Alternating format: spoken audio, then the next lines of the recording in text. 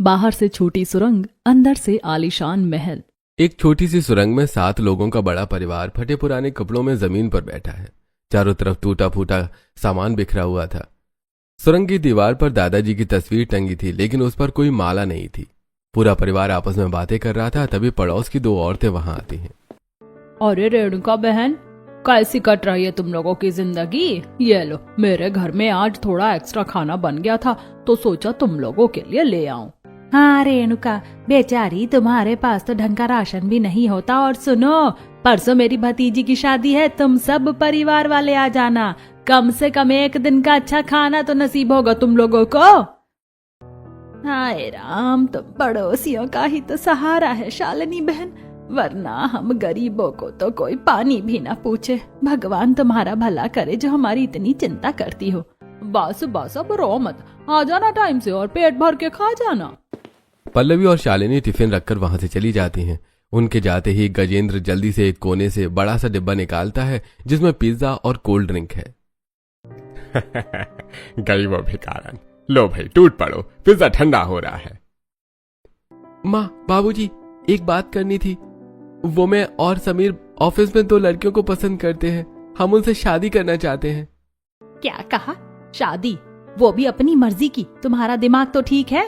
अरे माँ, वो दोनों बहुत अच्छी और शरीफ लड़कियां हैं। संजना और दृष्टि नाम है उनका। अरे चुप कर नालायक, मैं तो पहले ही कहती थी कि इन छोकरों के पेट में कोई बात नहीं पचेगी। अरे बेवकूफो, अगर बाहर की लड़कियां इस घर में आ गई तो हमारा राज खुल जाएगा। तुम्हारी दादी एकदम सही कह रही है, कोई लव मैरिज नहीं होगी इस घर में। बाबूजी प्लीज, वो ऐसी वैसी लड़कियां नहीं है। वो हमारा राज किसी को नहीं बताएंगी। हाँ हाँ, जैसे उन्होंने तो गीता पर हाथ रखकर कसम खाई है ना, महारानी बनकर आएंगी और हमारी पोल खोल देंगी। अगले दिन रोहन और समीर अपने ऑफिस के केबिन में खड़े हैं। उनके सामने उनका बॉस बत्रा बैठा हुआ है। ये लो अपने इस महीने की सैलरी, और गिनने की जरूरत नहीं है, पूरे ही है। सर, हमने पिछले महीने ही कहा था कि हमारी सैलरी थोड़ी बढ़ा दीजिए, इतने कम पैसों में गुजारा नहीं हो पाता है। हाँ सर, महंगाई कितनी बढ़ गई है, प्लीज इस बार सैलरी बढ़ा दीजिए। सैलरी बढ़ा दूं? शक्ल देखिए अपनी, कपड़े देखो कैसे भिखारियों की तरह पहन कर आते हो ऑफिस में। तुम दोनों उस शहर के बाहर वाली जंगली सुरंग में रहते हो ना। अरे शुक्र मनाओ कि मैंने तुम जैसे सुरंग मानवों को अपनी कंपनी में जॉब दे रखी है, वरना तुम तो सड़क पर भीख मांग रहे होते। सर, वो बात नहीं है। अरे कोई सर्वर नहीं, जितनी सैलरी दे रहा हूं ना उतने में ही खुश रहो। दोनों भाई केबिन से बाहर निकल जाते हैं और सीधे ऑफिस की कैंटीन में पहुंचते हैं और वहीं बैठ जाते हैं। तभी उनकी गर्लफ्रेंड संजना और दृष्टि वहां आती है और उनके सामने बैठ जाती हैं। क्या हुआ रोहन, शक्ल क्यों ऐसे बना रखी है जैसे किसी ने तुम्हारी लॉटरी का टिकट छीन लिया हो? कुछ नहीं संजना, बस ऐसे ही बॉस ने फिर से सैलरी बढ़ाने से मना कर दिया और उल्टा बेइज्जती कर दी। बॉस की छोड़ो समीर, ये बताओ कि तुम दोनों ने अपने घर पर हमारी शादी की बात की या नहीं? इतना टाइम हो गया हमारे रिलेशन को, कब तक ऐसे ही टाइम पास करते रहोगे? अरे दृष्टि, की थी बात, कल रात ही की थी, लेकिन मम्मी पापा भी राजी नहीं हो रहे हैं। राजी नहीं हो रहे या तुम लोग करना ही नहीं चाहते? कहीं ऐसा तो नहीं कि तुम दोनों के घर वालों ने कहीं और तुम्हारी शादी फिक्स कर दी हो और तुम हमें पागल बना रहे हो?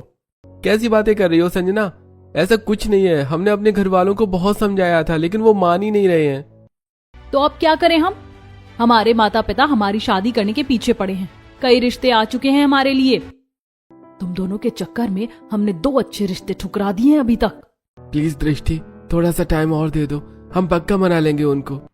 टाइम वाइम कुछ नहीं मिलेगा अब। हम तुम्हें सिर्फ 2 दिन का टाइम दे रहे हैं।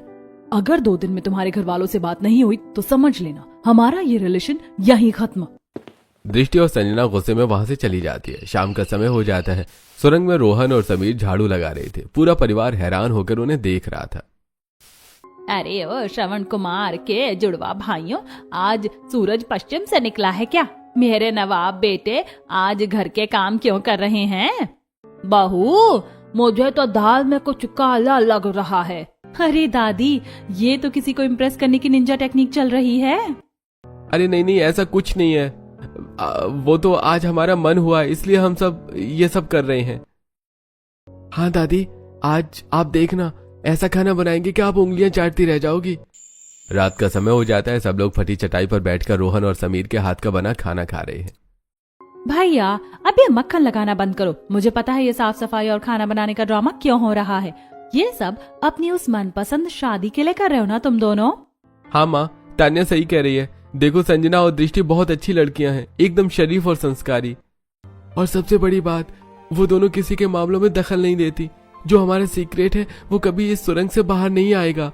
प्लीज माँ, एक बार मिल लो उनसे। ठीक है, हम सिर्फ एक बार उनसे मिलेंगे। अगर मुझे उनके अंदर रत्ती भर भी चालाकी दिखी तो उसी वक्त रिश्ता कैंसल। अगले दिन दोपहर का समय, रोहन, समीर, संजना और दृष्टि एक पार्क में बेंच पर बैठे हैं। तो मैडम, गुड न्यूज है ये कि हमारी पूरी फैमिली तुम दोनों से मिलने के लिए राजी हो गई है। कल सुबह पास वाले मंदिर में मिलना फिक्स हुआ है। सच में रोहन, फाइनली तुम्हारे घर वालों को हमारी याद आ ही गई। थैंक गॉड समीर, तुमने बात कर ली, नहीं तो हमारी शादी कहीं और हो ही जाती। बात करते करते दृष्टि की नजर अचानक समीर की कलाई पर पड़ती है। एक सेकंड समीर, ये तुम्हारे हाथ में इतनी महंगी और ब्रांडेड घड़ी तुम्हारे पास कहाँ से आई? अरे ये इतनी महंगी घड़ी नहीं है जितनी तुम सोच रही हो, और ये भी मेरी नहीं है। वो मेरे ऑफिस में एक अमीर दोस्त है ना, उसने बस ऐसे ही पहनने को दे दी थी। दोस्त भी बड़े दिल वाले हैं तुम्हारे। चलो कोई नहीं, कल मंदिर में अच्छे से तैयार होकर आना, हमारे मम्मी पापा भी आ रहे हैं। अगली सुबह मंदिर में संजना और दृष्टि के माता पिता प्रकाश और सुधा खड़े हैं। उनके सामने रोहन और समीर का परिवार खड़ा है। सभी ने फटे पुराने कपड़े पहने हुए थे। प्रकाश जी, ये कैसे भिखारियों जैसे कपड़े पहन कर आए हैं ये सब? चुप रहो सुधा, पहले बात तो कर लेने दो। नमस्ते आंटी जी, नमस्ते दादी जी। संजना और दृष्टि रेणुका और भैरवी के पैर छूती हैं। जीते रहो बेटा, देखने में तो दोनों एकदम लक्ष्मी का रूप लग रही हैं। शक्ल तो अच्छी है, लेकिन ये बताओ घर के काम वाम आते हैं या बस ये मॉडर्न कपड़े पहनकर ऑफिस में ही घूमना आता है? आंटी जी, ऑफिस से तो हम सिर्फ अपने परिवार को सपोर्ट करने जाते हैं। बाकी खाना बनाना, सिलाई, कढ़ाई और घर संभालना, ये सब हमारी मम्मी ने हमें बहुत अच्छे से सिखाया है। रेणुका, लड़कियां तो एकदम संस्कारी हैं, हमारे घर के माहौल में ढल जाएंगी, ज्यादा सवाल जवाब करने वाली नहीं लग रही। हाँ, बात तो सही कह रही हो माँ जी, लड़कियां तो मुझे भी पसंद आ गई हैं। चलिए, लड़कियां तो आप लोगों को पसंद आ गई, अब जरा काम की बात कर लें। गजेंद्र जी, आप लोगों का घर कहाँ है? देखिए भाई साहब, हम झूठ नहीं बोलेंगे, हमारे पास ना कोई पुश्तैनी जमीन है और ना ही कोई प्रॉपर्टी। हम लोग शहर के बाहर जंगल के पास एक कच्ची सुरंग में रहते हैं। बस इन दोनों लड़कों की छोटी सी नौकरी से घर में 2 वक्त की रोटी आ जाती है। क्या सुरंग में?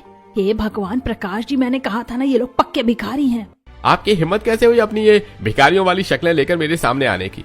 मेरी बेटियां पढ़ी लिखी हैं, अच्छे घरों से इनके लिए रिश्ते आ रहे हैं, और मैं इन्हें इस सुरंग में रहने वाले जानवरों के हवाले कर दूं? अंकल प्लीज, आप हमारी बात तो सुनिए। क्या सुनो, खुद के पहनने को ढंग के कपड़े नहीं है, मेरी बेटियों को क्या पहनाओगे? ये रिश्ता कभी नहीं हो सकता। चलो संजना, चलो दृष्टि। पापा प्लीज ऐसे मत कीजिए। चुपचाप चलो यहाँ से। प्रकाश और सुधा गुस्से में दृष्टि और संजना को वहां से ले जाते हैं।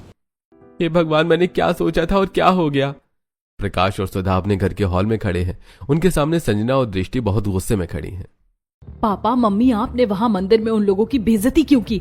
माना कि वो लोग गरीब है लेकिन दिल के बहुत अच्छे हैं। तेरा दिमाग खराब हो गया है संजना? वो लोग भिखारी हैं, एक सुरंग में रहते हैं वो लोग जंगली जानवरों की तरह। मैं अपनी फूल सी बेटियों को उस नरक में नहीं भेज सकती। मम्मी प्लीज, प्यार पैसों से नहीं होता। हमें पता है कि उनकी सैलरी कम है, लेकिन वो हमें खुश रखेंगे। चुप कर जा दृष्टि, मैं कह रहा हूँ ना, ये शादी नहीं होगी मतलब नहीं होगी। ठीक है पापा, अगर हमारी शादी रोहन और समीर से नहीं हुई तो हम जिंदगी भर कुंवारी बैठी रहेंगी। हम किसी और से शादी नहीं करेंगे। चलो दृष्टि। संजना और दृष्टि गुस्से में अपने कमरे में चली जाती हैं और अंदर से दरवाजा बंद कर लेती हैं। संजना, दृष्टि, दरवाजा खोलो। प्रकाश जी देखिए क्या कर रही हैं ये दोनों, अंदर कुछ उल्टा सीधा ना कर ले। फूल जैसी बच्चियां हैं मेरी। अरे संजना, दरवाजा खोल बेटा। ठीक है, अगर तुम्हारी खुशी उसी सुरंग में है तो मैं तैयार हूँ, मैं बात कर लूंगा उन लोगों से, बस तुम लोग दरवाजा खोल दो। अगले दिन सुबह एक पार्क में प्रकाश और सुधा हाथ जोड़े रोहन के परिवार के सामने खड़े हैं। गजेंद्र जी, कल मंदिर में मैंने जो कुछ भी कहा उसके लिए मुझे माफ कर दीजिएगा। एक बाप हूँ, बेटियों के भविष्य की चिंता में थोड़ा ज्यादा बोल गया था। अरे कोई बात नहीं भाई साहब, मैं समझ सकता हूँ, हर माता पिता चाहते हैं कि उनकी बेटी को अच्छा घर मिले। अरे ऐसे कैसे, कोई बात नहीं, बड़े लोग हैं तो जो मुंह में आया गरीब समझकर सुना दिया। चुप कर रहे हैं, उनका बात को बतंगड़ मत बना। प्रकाश जी, बच्चे एक दूसरे को पसंद करते हैं तो हम भी इस रिश्ते के लिए तैयार हैं। बहुत बहुत शुक्रिया आपका। हम तो कहते हैं इसी हफ्ते कोई अच्छा सा मुहूर्त देखकर एक मंदिर में बच्चों की शादी करवा देते हैं।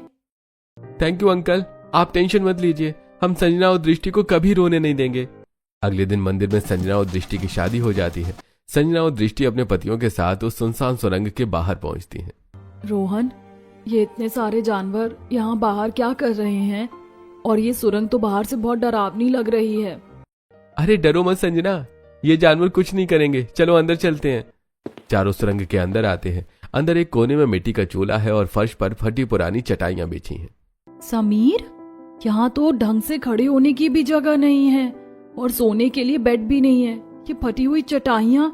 अरे ओ पापा की परियों, स्वागत है तुम्हारा हमारे घर में। अब तुम कोई अंबानी के घर तो ब्याह करके आई नहीं हो जो तुम्हें महंगे गद्दे मिलेंगे। जो है यही है। दृष्टि, मैंने सोचा था गरीब होंगे, लेकिन ये हालात तो मेरी सोच से भी 100 गुना ज्यादा खराब है। हमने कहीं कोई बड़ी गलती तो नहीं कर दी? अब तो जो है यही है संजना, सहना तो पड़ेगा। अगली सुबह संजना और दृष्टि फटी चटाई पर सो रही हैं। रेणुका आकर उनके पास खड़ी हो जाती है। अरे ओ कुंभकर्ण की जुड़वा बहनों, उठ जाओ, 10 बज गए हैं। क्या दिन भर सोती ही रहोगी? मम्मी जी, बस 5 मिनट और सोने दीजिए ना। ये तुम्हारा मायका नहीं है महारानी। यहाँ ससुराल में सुबह 5 बजे उठना पड़ता है। चलो उठो और जाकर पानी भर कर लाओ। घर में कोई नल या मोटर नहीं है क्या दादी जी? नल मोटर? अरे ओ महारानियों, ये कोई 5 स्टार होटल नहीं है। वो जो नदी है ना, वहाँ से पानी भर कर लाना पड़ता है। चलो जल्दी जाओ, घर में एक बूंद पानी नहीं है। संजना और दृष्टि भारी बाल्टियां लेकर पानी भरने जाती हैं। बहुत दूर से पानी लाते लाते उनकी हालत खराब हो जाती है। तभी रेणुका उन्हें कुल्हाड़ी थमा देती है। चलो अब जल्दी से ये लकड़ियाँ काट कर लाओ और चूल्हा जलाकर सबके लिए नाश्ता बनाओ। मेरे लड़कों को ऑफिस के लिए देर हो रही है। लकड़ियाँ काट कर लाओ? पर मम्मी जी, हम लकड़ियाँ क्यों काटें? क्या घर में गैस सिलेंडर नहीं है? Gas cylinder? हाँ हाँ, अभी मैंने ऑर्डर किया है, रास्ते में ही होगा। अरे बेवकूफ लड़कियों, हम सुरंग में रहते हैं, यहाँ गैस सिलेंडर कौन देगा हमें? चूल्हे पर ही खाना बनता है यहाँ।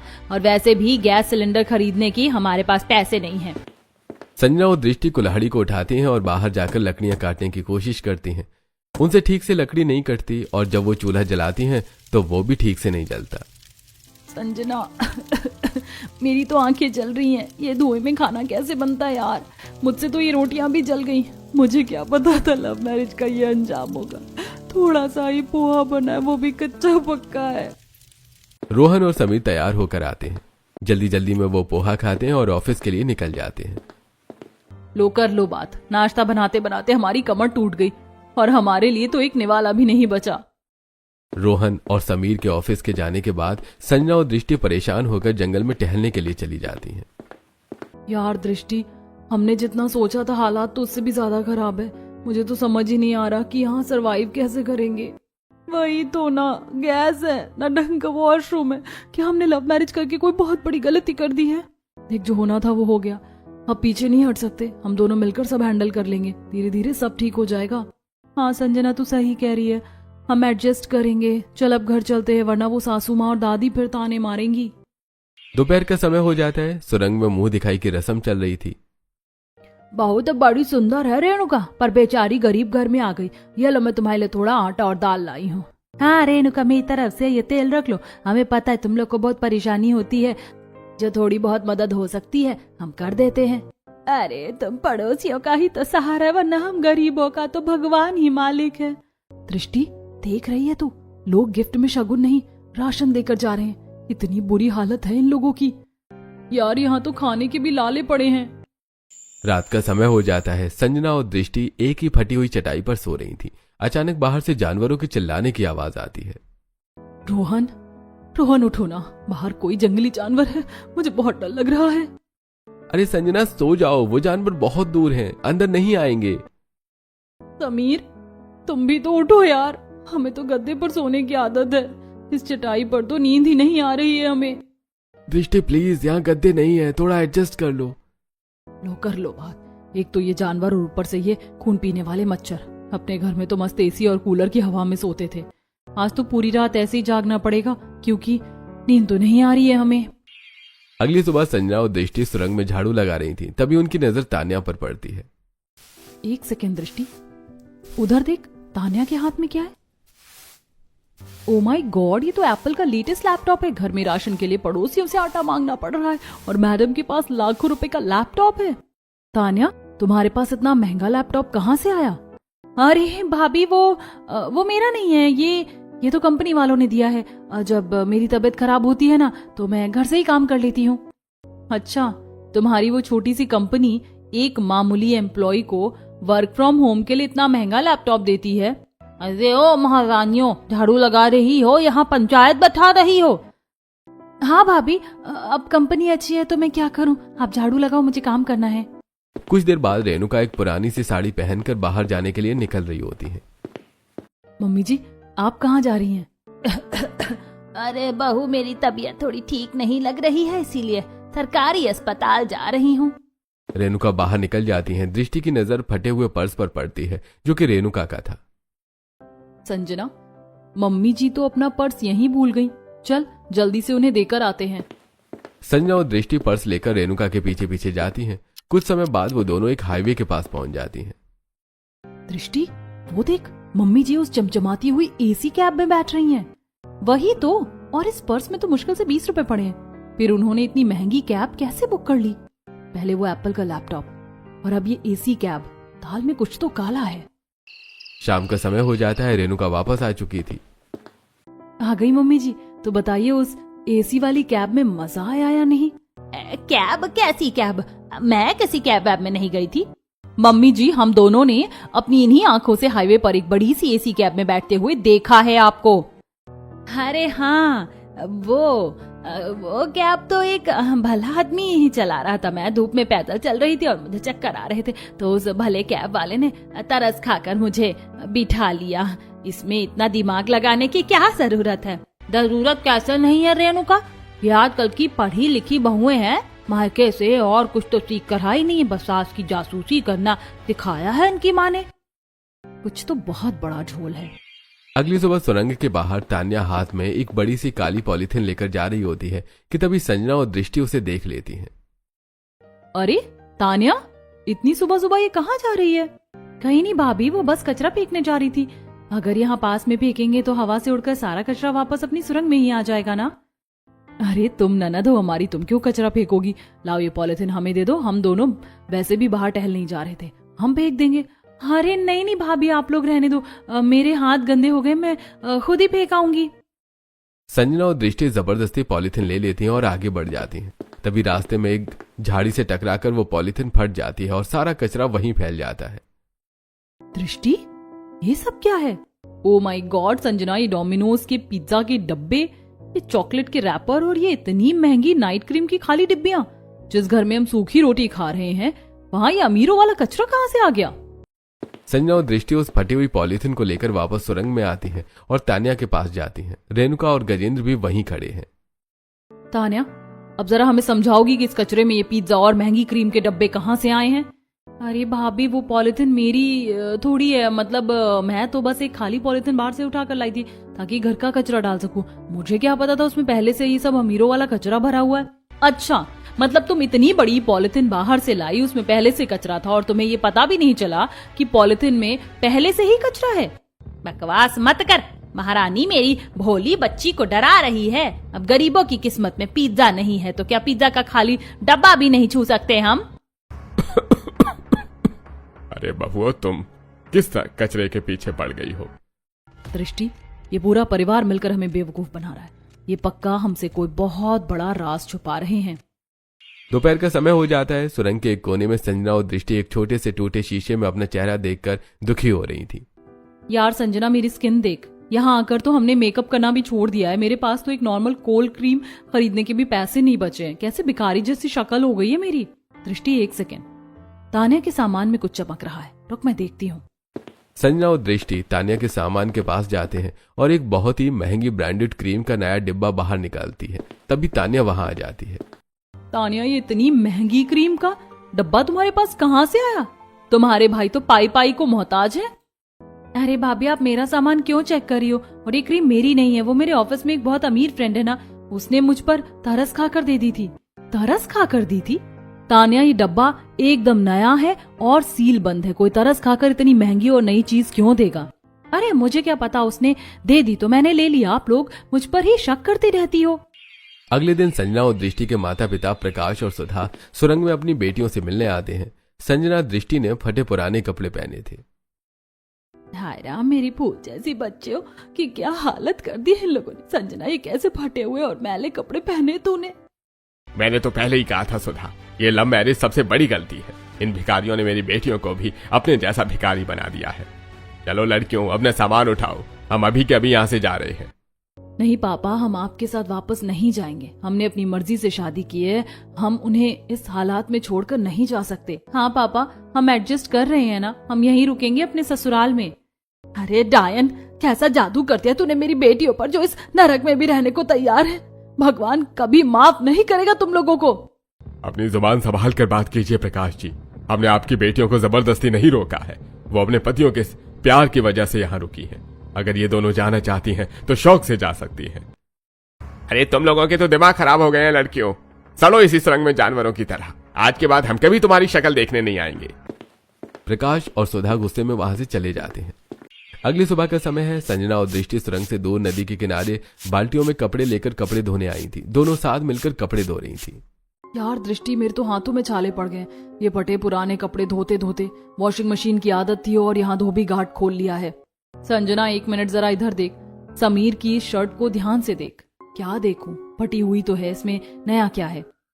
अरे पागल, फटी हुई नहीं है, ध्यान से देख। ये कट कितने सीधे और सफाई से लगे हुए, जैसे किसी ने जानबूझकर कैंची से काटा हो ताकि ये शर्ट पुरानी और फटी हुई लगे। कोई भी कपड़ा कहीं फंसकर इतना सीधा नहीं फटता। वो तेरी दृष्टि तो सही कह रही है। और ये कॉलर के पीछे देख, ये तो टैग है और ये तो सबसे नामी कंपनी की शर्ट है। एक शर्ट 15-20 हजार रुपए से कम की नहीं आती।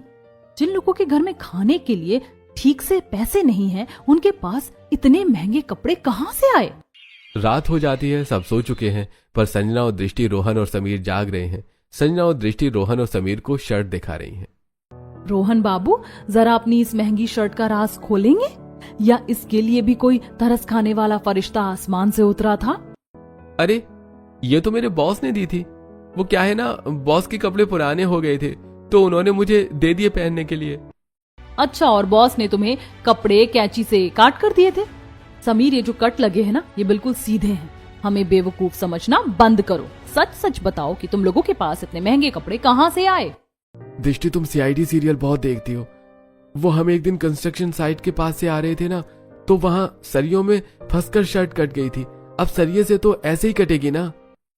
वाह, मतलब सरिये ने भी इंची टेप लेकर एकदम नाप तौल कर काटा है। रोहन, हम दोनों कोई अनपढ़ गंवार नहीं है। अब तुम्हें यकीन नहीं करना तो मत करो। हम थके हुए हैं, हमें सुबह ऑफिस जाना है। चलो समीर, सो जाओ, इनका तो रोज का ड्रामा है। दोनों जाकर सो जाते हैं।